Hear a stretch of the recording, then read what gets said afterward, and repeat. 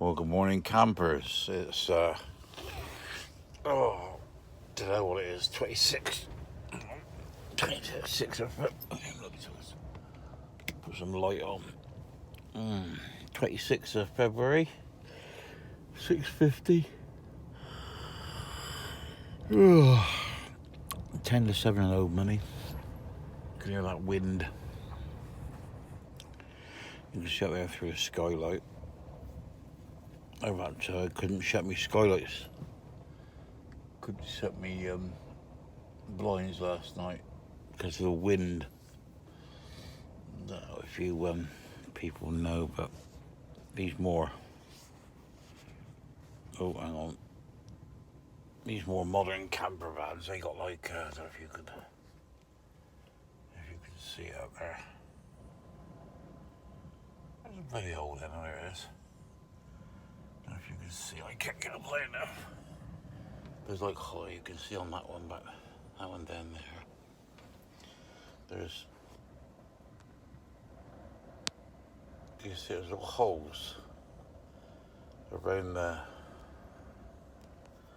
hatches. Lets the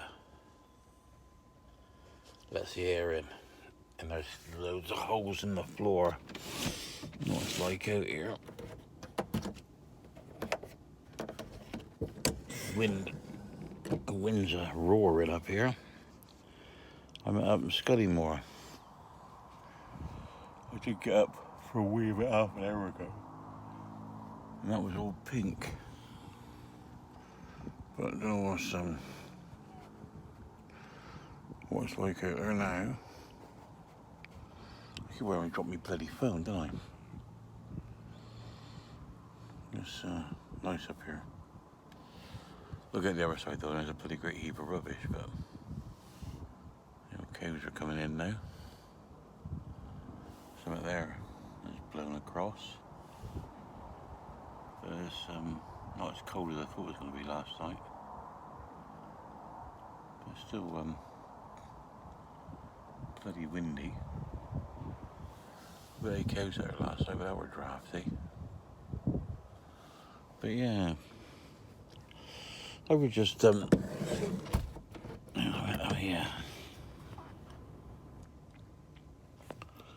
was just thinking, don't take all this the wrong way. Because I know what you buggers are like, you just find yourself fucking disturbed over everything, don't you? But I was thinking, I enjoy it, but I don't know if you know this, ever watched that, look at that Lost in Europe, one of the channels, Ash, nice lad, like he's his profile, 27-year-old or something, wanders about. And then there's Liam the Terrible, and he seems to have a nice chap. And there's a lot of people that wander about and do these videos, much more professional, much more nicer than mine, because mine are I just turn it on, say it, turn it off, put it on the internet. I don't even bloody go back through it to see if I've said anything there, anything I shouldn't have said, really, because it's just honest, me just being honest. I am. But I was taking, that Liam, he don't say, well, I haven't seen him saying too much, but that Ash, he's putting videos up every day, which is good entertaining videos, good videos. But he's doing, I tell you what, I saw looking at their pages, that they got things on there like, they got PayPal accounts where you can send them money. Why, some people, they're like, well, I'll sponsor them, but if something goes wrong, they help them pay. I remember Liam saying in one of his videos that somebody, he was, it was like not like thousands and thousands of pounds, but it was a fair, I can't remember if it was thousands of pounds or it was hundreds of pounds. It was a fair amount of money. And somebody helped him out and that, which is good, isn't it? Nice to know there's people about. But the thing is, not so much that, but it's like with Ash, I mean, he reckons that he does his videos, and he does them every day. And he sort of says, oh, it's 5 o'clock. This is off the top of my head like that. It's 5 o'clock now. I should get this on by about 8. Well, if you are sat there cutting and shutting a video, whatever you bloody do, I don't know what I call it, taking 3 hours out of your day just to load videos. But I suppose it's, you can't really making money, innit? I just sort of think to myself, maybe it's because I'm retired, I mean, you know, I survive on me little bits of savings, me bits of pension, really. And I'm getting the age now where I'm selling off me toys.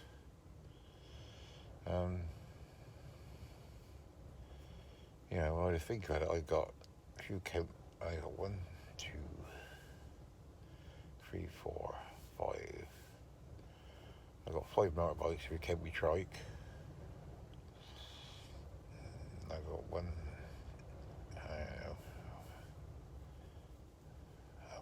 2. I can't remember. I got my pickup, my taxi. 4, 5, 6 vehicles, all parked up here, there, and everywhere. It seems like a good idea. I'm going to change things, whatever. Because I did have the idea of that London taxi.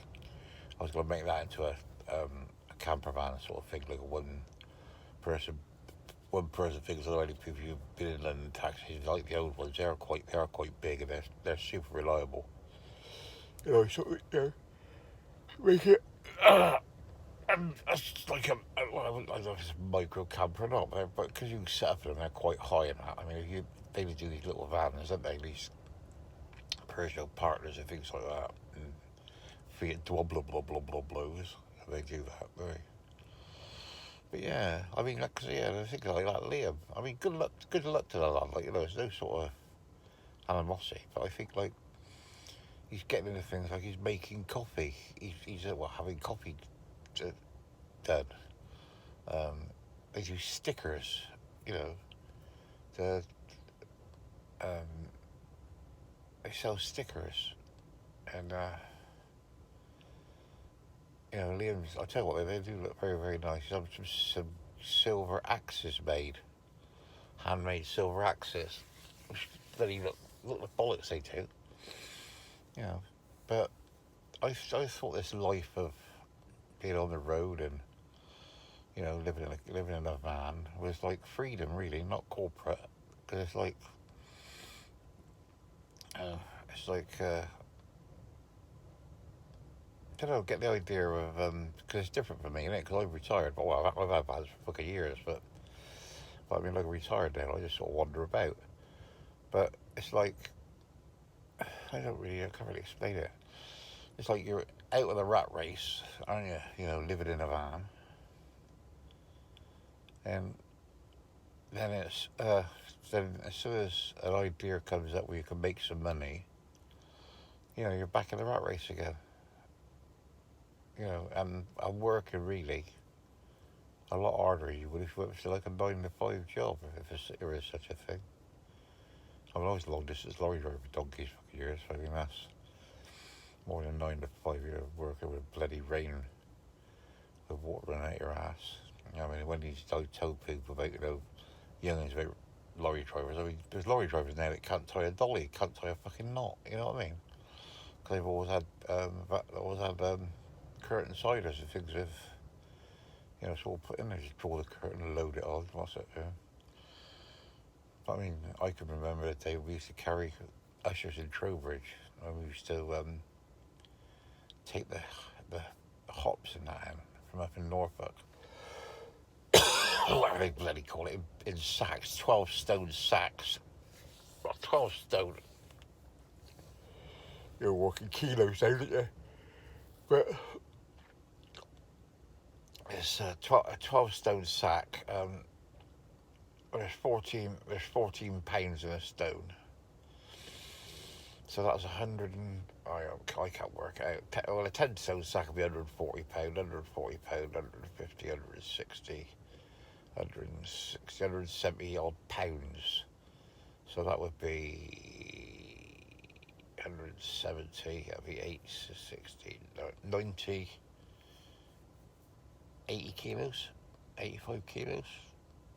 I have to correct me if I'm wrong, but 85 kilos sack. You used to come down a chute onto your shoulder. You used to have to carry them up the van, up the back of the lorry, and stack them. Well, for years I only drove. I mean, you got up to that. But because it was on the bed of the lorry, you used to have to sheet the lorry down when you went there to keep the bed dry. And then you put the hops on there so that they didn't get wet. And then you put your sheets on and rope them down. Then you put a fly sheet on top of that to keep the sheet dry. You know, and yeah, bloody hard work it was. It's hard graft. You know, and when I worked around local around Westbury and that, one year we used to go to Valley Farm, as I say. I can't think what it is. Valley Farm place in Belgium. It's beyond me the name of the place.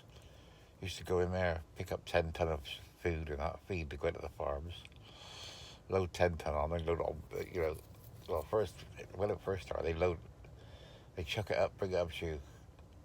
Because I just got into lorry driving about 72, and that's when I used to start using pallets. And used to have to hand a lot of pallets in to get another lot of pallets back, and you know, it was a bloody nightmare. You always had good pallets, and you always had to make sure you had good pallets. And always when you went to the farm, you got to make sure when you went to the farm, when you used to go to factories, to make sure you get good pallets back. You know, oh, it was a bloody nightmare it was. Yeah, and none of this cozy lorry drivers now, like the soft buggers, where they got these great big lorries in beds, in fridges and all that. We used to fucking sleep across the seats. Oh yeah. Woe is me. Anyway. Yeah, I was just getting on back. I just got a bit sidetracked there. But I mean, yeah, you do this, you've got this life and this freedom of life. And then, I mean, like, I was like Liam going on about doing his packing. I mean, when you've got to pack stuff up in the van and you've got to store it and, you know, post it off and, you know, it's like having a fucking job, isn't it? That's bloody hard work, that, the messing about. I mean, I just sell, well, I still do. I still got a little thing. I don't sell so many now because there's not so many about, but like those 405 smart cars, you know, ones with a 600 and 700cc engine. I have oil filter conversion kits made for them, so you can convert them to a metal non-return valve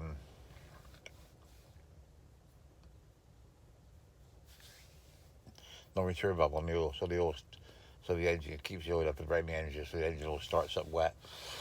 But that's by the by. And I've sold one of them to somebody yesterday. I might sell now one a month, one every 6 weeks, and I feel like this morning, I feel put out now this morning. Like I got to go bloody write it out. Like I got to go to the post office and fucking post it out. Yeah. But yeah, I mean, it's just sell loads of them. But I mean, people have got them now and they're getting thin on the ground. I mean, I sell them all over the bloody world. Sell them to Australia, Japan, bloody. I don't think I've sent one to China though. Russia. They've got smart cars all over the place. Yeah. Anyway, if you want to know where I sell them from, if you go on eBay and have a look under smart car oil conversion kits, you can see there, because I've listed a lot of the countries I've sent them to. Yeah. Yeah, I mean, sent one into China. Yeah, no, I have sent them to China. And they've copied them. I tried to copy them. Fucking rubbish that is. You know, nothing like the quality. But they're half the price. But like I say to people, it's your bloody engine. You want to put shit on it like that. Well, you don't know how it is. You don't know what's in them. You don't know if they've been cleaned properly. You know what I mean? That's up to people to do that. Isn't it? But yeah. Anyway, we've gone off the beaten track here a bit, really. Yeah, I'll just say, because it must be hard work, you know, sort of having to mooch about and you know, do all that editing and what have you for just for like a few pence. But then again, if that's your only source of income, that's your only source of income, isn't it?